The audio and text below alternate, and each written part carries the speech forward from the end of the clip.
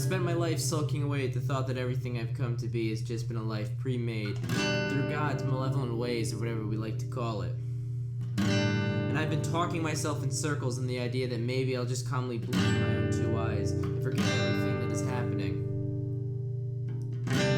4 years cramped against the shoes and the spirits of ones just like me, longing for a purpose, hoping to turn their lives into historical memories. And I'm just one of those kids. And to be me, it's best just to keep quiet, to save your breath before it's gone, and no matter what they say, no love ever lasts too long. I pushed past the deep end and found happiness and hope in the places the deep end could never reach. Even with the anchor tied to my feet, I've realized I'm content with drowning, just as long as you promise you'll be there beside me.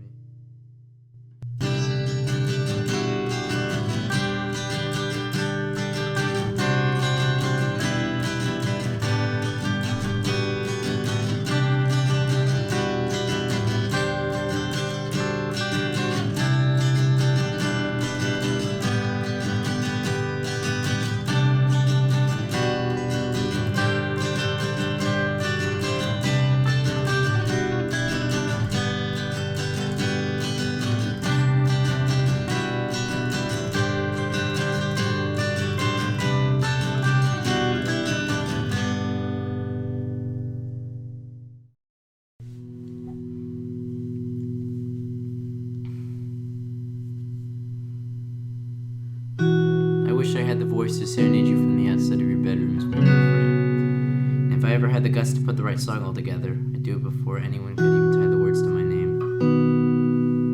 And while the lamp in that childhood bedroom that you call home glosses over the ceiling like the light from the moon, I always dream of you falling from that high place on the second floor. And before you hit the ground, I'd catch you, like a hero in those movies you love so much. And I'd carry you away to a safer place. If only you were as young and dumb as me. Because in my mind, you'd be jumping through that window frame just like when you used to sneak away from your parents and spend a night rummaging through the old times in the dark upon your dimly lit street. It's just like how I always find myself up at midnight, looking through our photographed memories. And the cops might get called because I dress so much like someone I'm not, and I know that used to worry you, so I tried my best to get myself to stop. But I was too busy living in the moment, hoping that maybe you'd join me in those moments too, because I've learned that playing the role of the hero isn't what I was put here to do.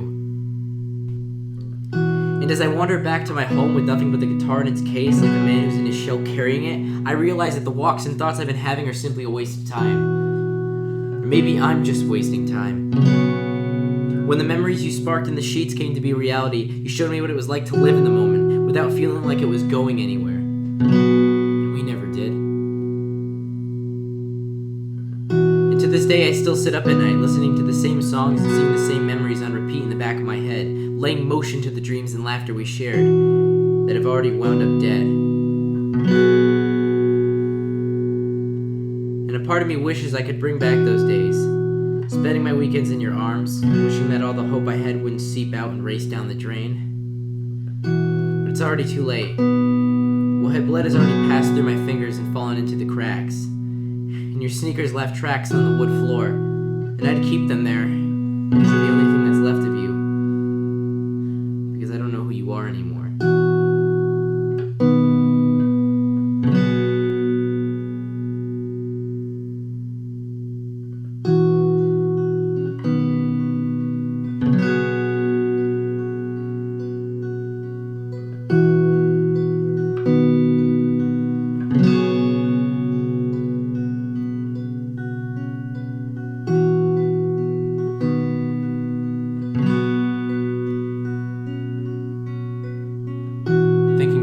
I wish I had done things differently. Maybe instead of pushing myself forward, I should have laid back and waited for things to happen without interference from me.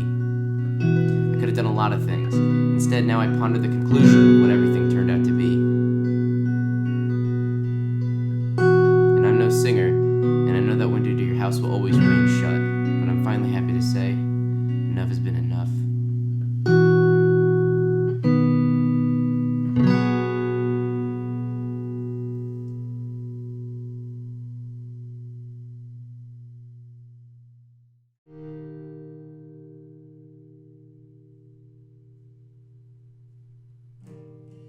If your presence has taught me anything at all, it's that nothing can stop this ally we built from collapsing in on itself, leading to our violent vocal tremors that begin tearing down every wall that has ever been put together to make that home we have in our hearts feel safe. Accompanied with the reminder that everything I once believed and thought true of you was nothing greater than the dirt and rubble that we were reduced to. And I've scouted what few resources we have left in our dreams to try to make something new and even better than before. But all I've been able to find are just pictures and ribbons made up of the same empty roads that really mean nothing.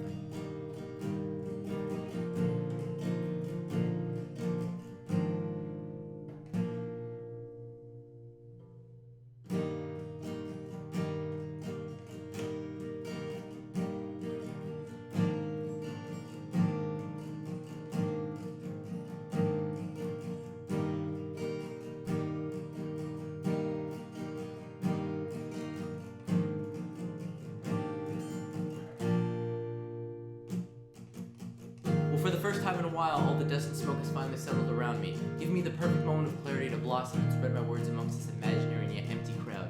As I begin to scream, this home that I have built for us was made of nothing more than false hope and string, so I think you know that we were doomed from our very own poorly constructed beginning.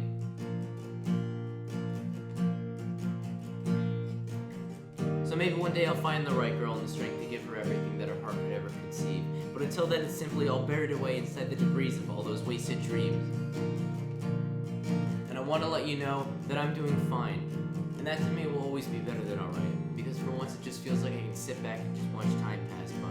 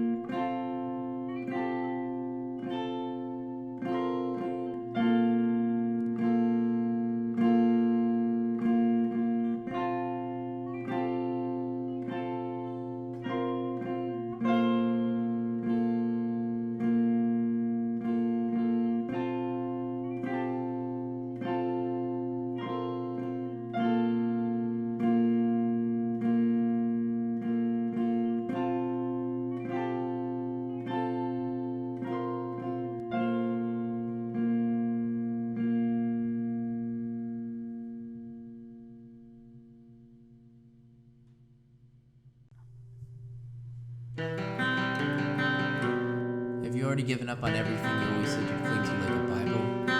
Or have you simply lost all the pages of that life story that you'd written in your high school glory days? What part of you got lost along your way home, and if you ever had a home for that matter, what was its address? Because I feel as though the best years of your life were spent in the places that you could barely get a moment's rest, just as obvious as that heart-shaped stitching on the left side of your chest. If your life just so happens to start drifting too far that you look inside, and you start feeling like you're trapped in the past where those dreams have gone to die, while your fingertips can't seem to garner up the strength to grasp with help from your hands that you've been given, to wrap your arms around any sort of understanding of the big picture behind it all. Just always know that there is hope in the darkest places beneath those shoes, but you can't just find them while you're always running with your head in the clouds and back up against the wall. And I found that the most beautiful of secrets never started with the words "I'm running away." They started with "I'm running free." So stop chasing dreams and start drawing meanings, and just make sure you pick up your feet.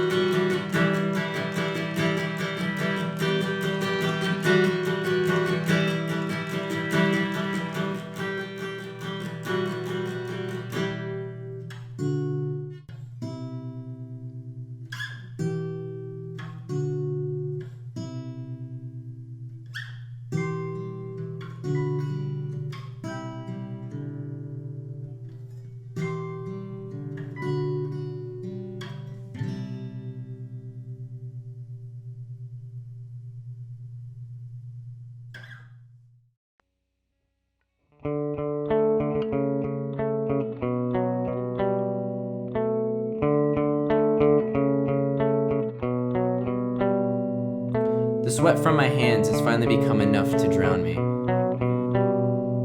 After holding your hand in mine was just too nerve-wracking to even comprehend, as my eyes would skim in circles around your elegant frame, only to break their pattern once your body spun at the feeling of that sweet midday rain. To be fair, while we departed, I still kept your photos in the drawer across from my desk. So whenever I finally have the guts to start writing songs again, I'd always know that even if worse comes to worse, I can smile and reflect on the times where every good moment was once kept in a still frame up on the wall. Because while most of those memories are gone, I'll know that those photographs, that while they were just projections of a single frame in time, they're always going to last me too long.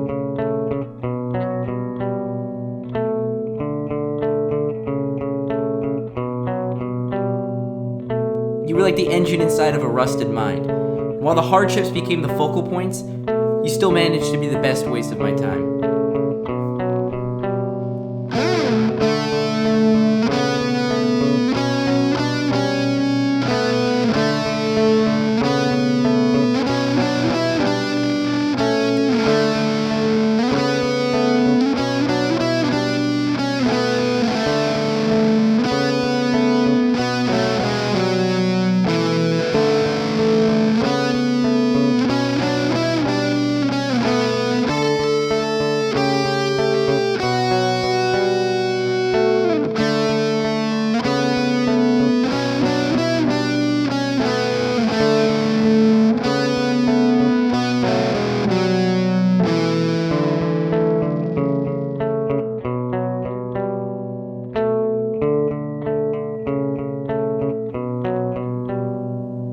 I'd sleep by the phone with my heart in my throat, because when we'd fight, it couldn't bear the bruises I'd make, so it needed my vocal cords just to make itself feel at home. For when our elegance was traded for violence and a loss of words because of our attachment to pulling at each other's weaknesses, it'd get so bad that we'd need just a day or two to finally be able to forget about what was said and just hope we'd be able to get through the year.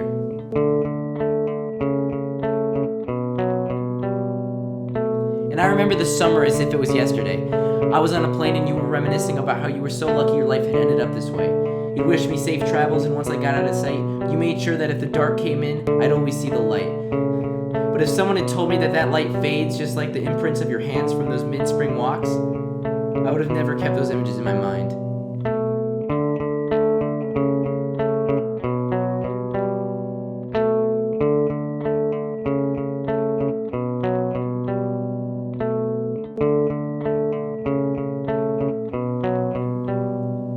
But I guess if time could speak volumes, it'd have the knowledge to say, stop chasing dreams, kid. Perfection's just a crutch, and I know how you feel, but I hate having to see you this way. And now the pain that is kept dormant in my chest is nothing less than a fleeting illness. With my cast iron lungs, I can't hold myself up. And these feet have a warranty, but there's nothing I can do when they're all just a part of me. It always hurts to know that even when you can't go on, we just continue to grow. And no matter how many times you balance your life in your hands, as all the precious moments and memories fall through the gaps like sand, just to decay and fade away into the back of our minds.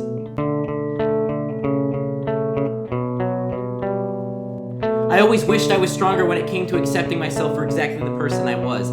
But it's hard to accept the person when the only thing you can see is an absolute joke, strung together by the ropes holding my head from the neck to the ceiling. And I drown in my own tears, but I can't because all the buoyancy in the ocean that I'd cry would just be too much to hold me down.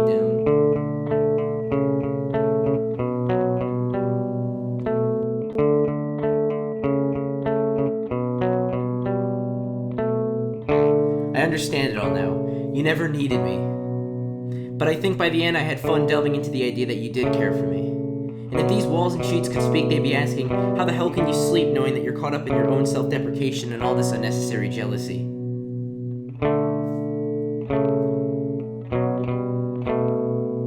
I never meant anything to her, and maybe now I can see that after 4 years of all these faces, maybe this place isn't where I'm supposed to be.